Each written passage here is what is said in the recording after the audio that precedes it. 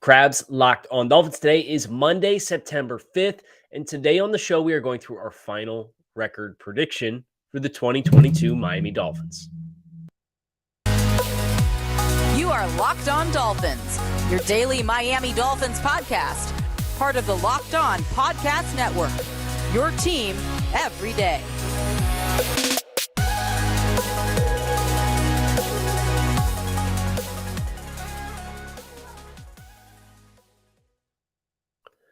What's going on, Dolphins fans? Kyle Krabs, your host here on Locked On Dolphins. Today is Monday, September 5th. Lifelong Miami Dolphins fan, director of scouting at thedraftnetwork.com. Your host here on Locked On Dolphins. I want to thank you for making Locked On Dolphins your first Miami Dolphins listen of the day. Today's episode is brought to you by our friends over at Prize Picks. Prize Picks is a daily fantasy game made easy. Pick 2 to 5 players, and if they score more or less than their prize pick projection, you can win up to 10x your money on your entry. First-time users can receive a 100% instant deposit match up to $100 with promo code Locked On. That's prizepicks.com, promo code Locked On. Today on the show, final record prediction time. We're going to go through the schedule, all 18 weeks. Dolphins, week 11 bye. Tough. The schedule is an easy Oreo. It's hard at the beginning. It's hard at the end. And the strength of schedule that's really favorable for the Dolphins is a double stuff stacked game block in the middle of this schedule. And if that analogy was terrible, please know I just made it up on the spot and we don't ever have to speak of it again. But we are not going to be able to forecast for things like injuries or attrition or anything unforeseen with availability. Here's what we know. We're going to look at all of the rosters as they currently exist. That means the Dolphins will be without Byron Jones, we are going to assume, for the first 4 games of the season. Now, that stinks because the first 4 games, we said this schedule was a strength of schedule Oreo for the Dolphins. The first 4 games is tough. It is 4 playoff teams from, not Baltimore, but 4 perennial playoff teams. 4 teams that are expected to be contending for the playoffs this year. Now, I think the expectations for some of these teams, week 1, is a little askew, to say the least. But nevertheless, the first 4 weeks, it's a divisional game. New England Patriots, it will be a hotly contested matchup regardless. So here's a real quick refresher on what the schedule is, and then we're going to walk through all the games and my thoughts with a final schedule prediction and record prediction at the end. Quick history lesson too. 2019, I predicted the Dolphins to finish the season. This was at Dolphins Wire. I was not on Locked On Dolphins at this point. 4-12. They went 5-11. 2020, I picked the Dolphins to go 9-7. They went 10-6. Last season, I picked the Dolphins to go 10-7. They went 9-8. So, if you're keeping score at home, usually, historically, 3-year sample size, this record outcome prediction has been pretty close. I'd like to think of myself, obviously somebody who is passionate about the team and loves the team, but able to objectively assess their outlook versus the rest of the league. They have outperformed my expectations by 1 game across 3 years and never by more than 1 game in any of the 3 years that we've done this. So that's pretty cool. So bear that in mind as we get to the end of the road here, the end of the rainbow, with a schedule prediction for the Miami Dolphins. I have their schedule up here on the side in front of me, so I'm not ignoring you. I'm just looking at the schedule. Dolphins home against New England, at Baltimore, home against Buffalo, Thursday night at Cincinnati, at New York Jets, home against Minnesota, home against Pittsburgh, Sunday Night Football, celebration of the 72 undefeated team, at Detroit, at Chicago, home against Cleveland bye week, week 11, home against Houston, at San Francisco, at Los Angeles Chargers, at Buffalo Bills, home against Green Bay Packers, at New England Patriots, home against New York Jets. That is the Miami Dolphins 2022 schedule. So let's go ahead and dive in. And I'm going to try my best not to dive too deep into any individual game matchup. Here we go. Week 1, Dolphins at home against the New England Patriots. The big talking point here is Byron Jones's availability from a health and durability standpoint. And here's what we know. The Patriots wide receivers aren't particularly impressive. So Byron Jones's absence does not change the formula for me in this particular contest. I do think the Patriots have the pieces in place to try to run the football with some effectiveness. Now, their coaching staff is a huge wild card. And not in a good way, if we're being honest.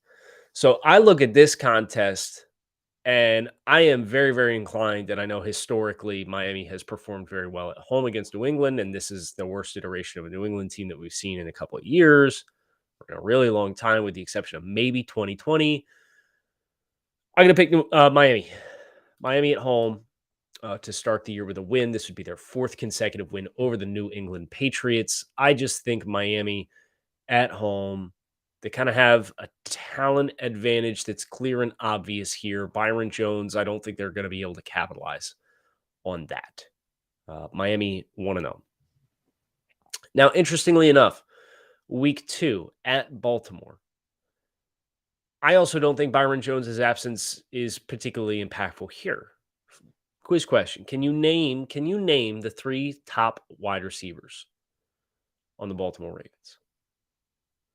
And if you said Rashad Bateman, okay, promising first-round pick, put Xavier Howard on him, James Prochet, and Tylan Wallace, you'd be correct.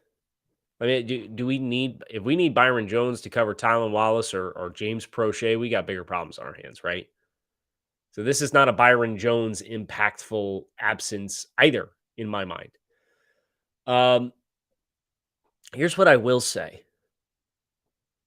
I think Miami has the horses to stack the box.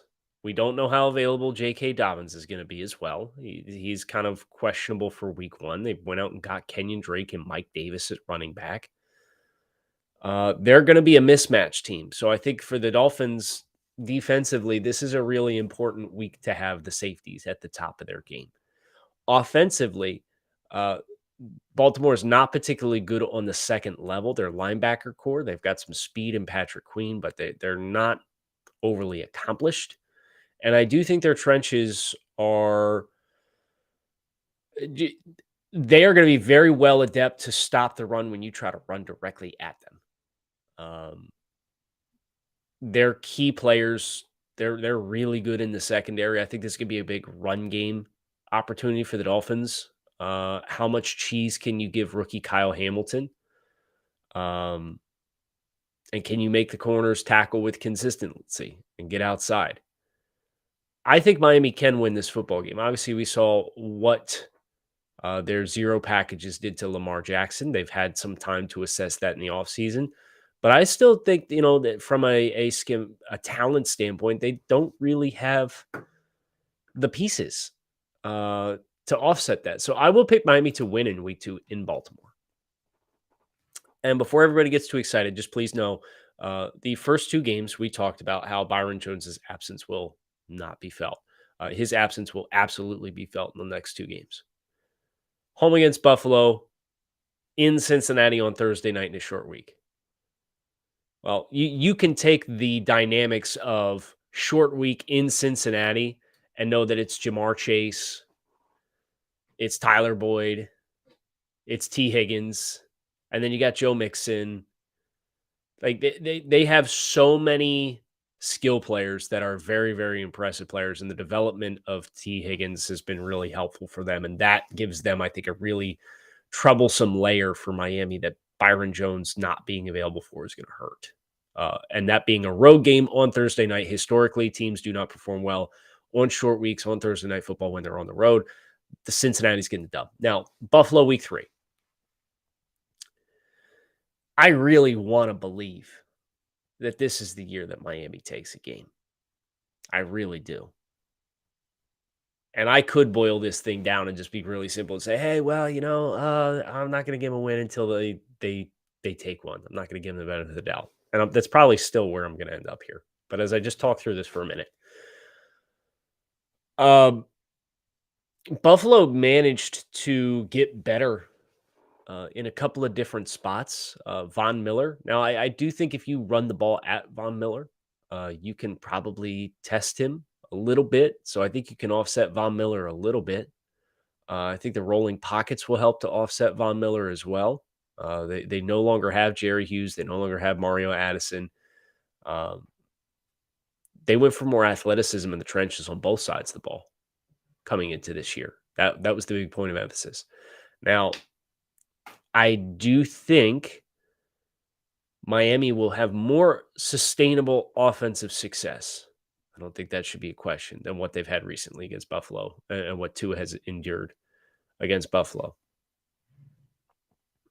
But Byron Jones not being there to cover the quote-unquote other receiver, like this is a game that you need to be able to win with your front, and you need to flood the throwing windows.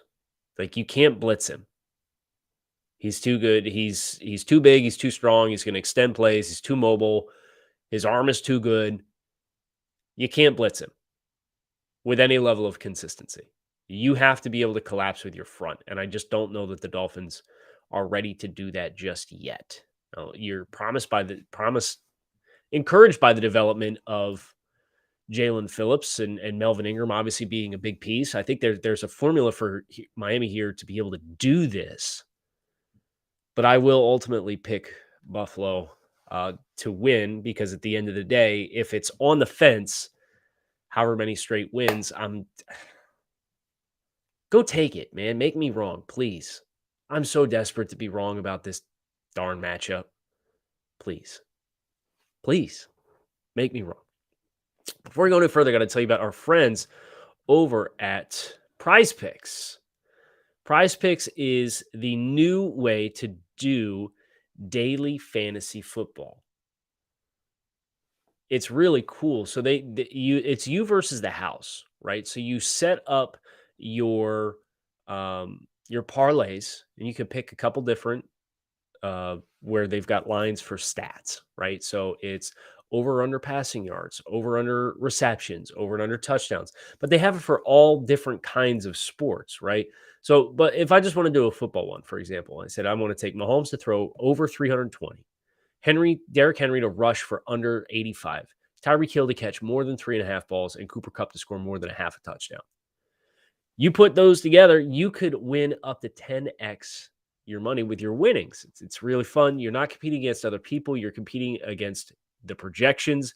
Prize Picks offers projections for football, basketball, baseball, hockey, golf, college football, college basketball, both men's and women's, soccer, WNBA, esports, NASCAR, tennis, MMA, boxing, Euro basketball, cricket, more. Entries can be made in 60 seconds or less. It's that easy with safe and fast withdrawals. Currently operational in over 30 states and Canada. Download the Prize Picks app or go to prizepicks.com to sign up for daily fantasy sports. First-time users can receive a 100% instant deposit match up to $100 using promo code Locked On. If you deposit $100, they'll give you another $100. Don't forget to use promo code Locked On and sign up for an instant deposit match up to $100. So, 2-2 through the first quarter of the schedule. Now, here's the thing. We talked about the difficulty of the early portion of the schedule, the late part of the schedule, and everything in between. Statistically speaking, it's going to be pretty unlikely for the Dolphins to reel off 7 wins or more 2 consecutive years. I'm just saying. Okay? Now, that's not to say we might not get there. But I do have very high expectations for the middle portion of the schedule. Week 5, what's the date there? That is October 9th. Okay, so you play 4 games in September. You hit October through the early portion of December. My expectations are very high. Now, I am going to be looking for a game for the Dolphins to drop in this stretch. I am. Because I don't want to just sit here and go win. I will say, week 5 at New York Jets, dub. Come on now. Miami has had a lot of success against the Jets. I think their defense, whether it is Joe Flacco or Zach Wilson, I would expect it's Zach Wilson. I think it's a recipe for a very problematic matchup for that quarterback in general. Now, week 6, home against Minnesota, I do think this is one of those ones that I could see Miami dropping if we're looking for an L here in the heart of the schedule. And quite frankly, it would be, if you're going to lose one here in this block of games through like coming out of the bye, you want it to be an NFC team, right? Because conference strength of schedule or conference record is something that is probably going to come into play for some of these wild card dynamics. So Minnesota, they've got an experienced quarterback. They got a very good run game. They've got arguably the best wide receiver in football, and Justin Jefferson, Kirk Cousins, Dalvin Cook. Their offensive line, they got some young pieces. Christian Darrisaw at left tackle is going to need to come together. They're getting Danielle Hunter back healthy this year. That's obviously a huge addition to get back. Yeah, Patrick Peterson at corner with some young guys. Like there's enough here, and this could be a very high, I think this could be a lot of points. And you know what? Because again, I am keeping one eye on this individual game, and I'm also keeping another eye on the overall record. And I know what I feel about the rest of the record coming up. I think this will be a game. I'll pick Minnesota to win this game, but just please understand that is more for the scope and lens of I don't want to just sit here and rip off 8 consecutive wins or whatever it is, and I want the record to be reflective of where I think the Dolphins will actually fall. So there is some variance here. It might not be Minnesota. Maybe it's Pittsburgh. Maybe Detroit with Hard Knocks turns up like they're actually a thing, right? But I will pick Miami in this contest to drop the game that I think is necessary for my final record prediction to get where I want it to be, knowing full well that I'm probably not going to go 17 for 17 with my in-game predictions. There's 0% chance they're losing to Pittsburgh to honor the 72 team. I'm just saying. They're going to have either Mitchell Trubisky or Kenny Pickett. It'll probably be Kenny Pickett at this point. So you got a rookie quarterback matchup. Pittsburgh's offensive line is not particularly good. I think Miami has a huge trench advantage. Their ability to run the ball and Pittsburgh having linebackers in Devin Bush and Miles Jack who don't have a lot of eye discipline, I think can really set them up for success in the run game. And Pittsburgh, quite frankly, does not have the players in the secondary aside of Minka Fitzpatrick. Like their corners are not good. All that for me. Home, Dolphins win. Detroit week 8 at Detroit will be a tough matchup, but I would be inclined to say that the Dolphins, I just think they have a talent advantage that's going to play into their hands here. Detroit in year 2 of a rebuild, they're really moving in the right direction. I really like a lot of stuff that they're doing. They've got some tone setters now. They've got an identity. They've got the offensive line carved out. But that defense, kind of the same thought process as against either Kenny Pickett or Mitchell Trubisky going against Jared Goff. We saw what the Dolphins were able to do to Jared Goff in 2020 when he came as a part of the Rams. I just think that's going to be too much to overcome. So I'll put you down for a Dolphins win in week 8. That, by the way, puts the record at 5-3 through the first 8 games. We have 2 more games before the bye. We are at Chicago, and then we are home against the Cleveland Browns, who are coming off the bye. Chicago, you want to talk about trench advantage for the Dolphins. Ooh, Nelly. I think Miami is much better on both sides of the ball in the trenches. And Chicago is so young. They've got a young quarterback as well. Now, Justin Fields can make some stuff happen with his legs. We saw that in the preseason game when the Dolphins played him last year. But I just would be very surprised. I'd be very surprised. Chicago is very outgunned from a talent perspective, even though it's at home. The windy city, all that stuff, cool. Well, the Miami's going to still try to run the ball. I think they're going to have success doing it against Chicago's defense. So, and they may even have traded Robert Quinn by this point too, because it's kind of something that's been lingering for them. So Dolphins win to put you at 6-3, and then Browns week 10 before the bye, playing Jacoby Brissett, presumably at the quarterback position. And here's the thing.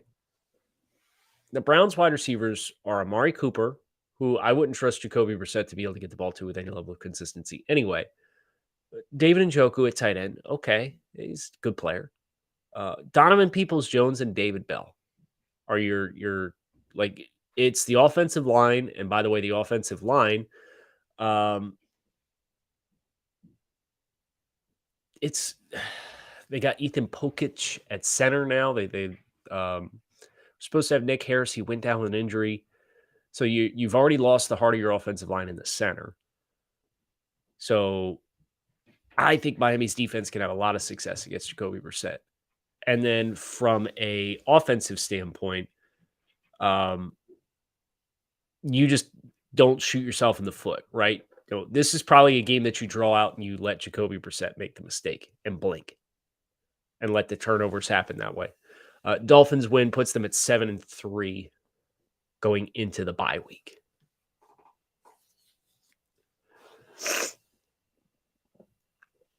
Coming out of the bye, you got the Houston Texans. Probably the worst team in football, if we're being completely honest. Dolphins done. This is where the schedule gets hard. Last 6 games. And the Dolphins at this point are 8-3. So, of course, we at this point are losing our collective minds. So here's how I lay this out. In a perfect world, you go 3-3 over the last 6 games. You're 8-3 right now, got 6 to play. You get 11, you're going to make the playoffs. There's no way you're missing the playoffs at 11-6. San Francisco and Los Angeles Chargers, back-to-back. Then you are at Buffalo, home against Green Bay, at New England, home against the Jets. Okay, so we'll do this chronologically. Mike McDaniel versus Kyle Shanahan, Trey Lance versus Tua Tagovailoa. As I look at this matchup, the fact that it is in San Francisco is the big trump card for me that I think is a big disadvantage for the Dolphins, and I will be interested to see how the team chooses to handle and try to negate that. But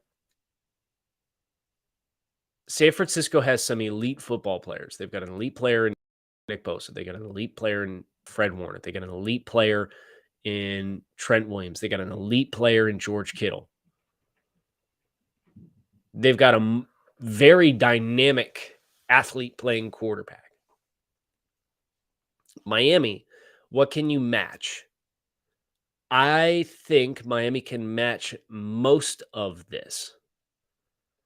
But Fred Warner, I think, is a very problematic piece for the Dolphins to account for.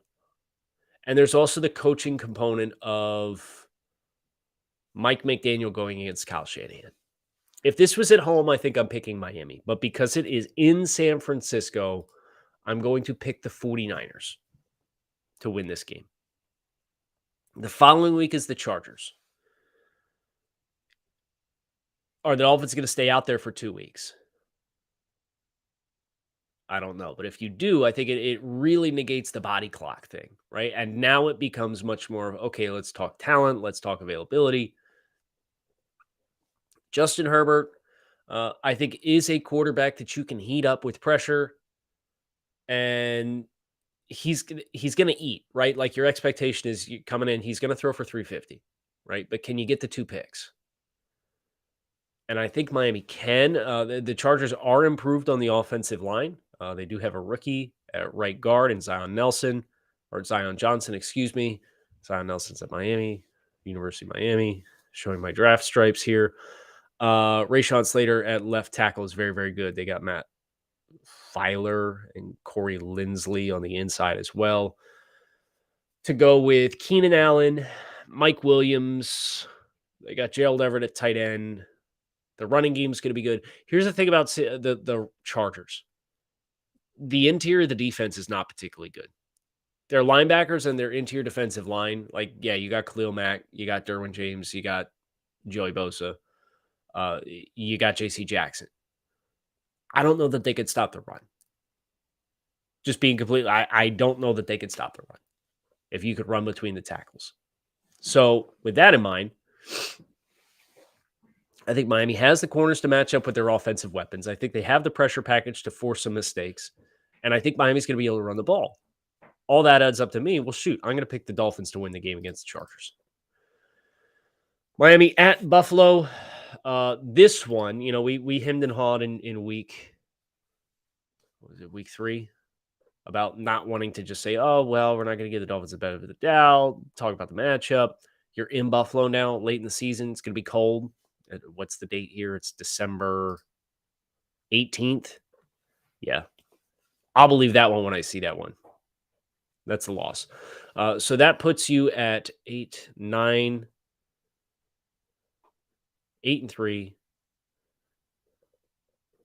8-4, 9-4, 9-5 with 3 to play. Home against the Packers. I actually think this is win number 10. I do. The Packers offensively, their interior trio is not particularly good on the line. They've got David Bakhtiari, who we effectively did not see all year last year. You've got Delvin Jenkins. Those are your 2 stalwart players. They're both going to play left and right tackle. They're really good. Everything else in the middle, could take it or leave it.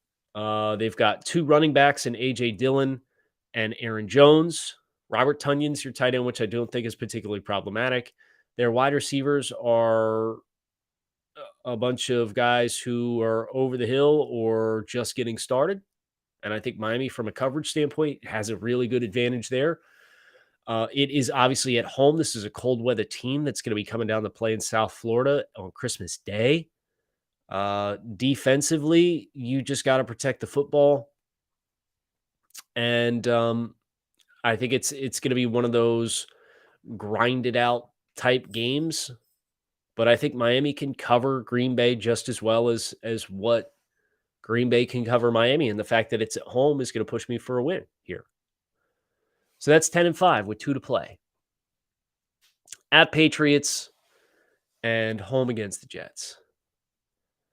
This is probably going to be an unpopular opinion, but going to New England to play on January 1st, I will be inclined to say that weather disadvantage is a tough pill for Miami to swallow. And this is a lot of travel, right? This will be your 5th game on the road in 4 weeks. That is kind of a slog. You're coming off an emotional win against Green Bay. I'll go Pats. And just law of averages, too. Going to continue to win. It's like Buffalo, right? It's like the levee's got to break eventually. Miami's got to get a win eventually, right? But the same thing for the Pats. We're just not going to beat the Pats for forever. And those conditions, I think, set up as well as any that we could find, especially coming off an emotional win that puts you at 10-5, where I think that's primed to be a tough one to go win with all the travel that you have building up to that. And then week 18, Dolphins come back home. Do or die situation, potentially. You're 10-6. They're beating the Jets. 11-6 record. So maybe you don't agree with any of the particular games, but just come away with this. 11-6 is the record prediction for the Miami Dolphins. That's my expectations this year. 11 wins. And maybe we get there in a different way. Maybe there's some good bounces. Maybe Miami does get a win against Buffalo. And if they do, then I think that puts you in a conversation to say, hey, like, maybe this could be a 12-win football team. Maybe this could be a team that wins the AFC East. But right now, my expectations are wild card team, 11 wins. You could put me down for anywhere from, I'll say 10 or 11. I don't want to give too big of a range, but that's really where I think this team is ready to go. I think this schedule sets up for it as well. It's just like, and I tried to bring the same school of thought to the last 6 games, where you're not going to lose all 6 games, right? To the same school of thought, to the heart of the schedule, to say, hey, you're just not going to win 8 in a row. It's just unlikely. So instead, they got 1, 2, 3, 4, 5. They peaked with a 5-game win streak, and that's what it's all about. I said this time last year. Good teams tread water early and go on runs late. So you're 2-2, then you're 3-3, then you win 5 in a row, and then against a really tough competitive schedule, you go 3-3 at the end of the year too. Good teams go on big runs in the middle of the season to separate themselves from the pack. That's what we got to see the Dolphins do this year. Hope you guys enjoyed today's episode of Locked On Dolphins. Keep it locked in right here on Locked On Dolphins, your team every day. Fins up, make it a great Monday. We'll be back tomorrow. It's game week. We play the Patriots on Sunday, so saddle up.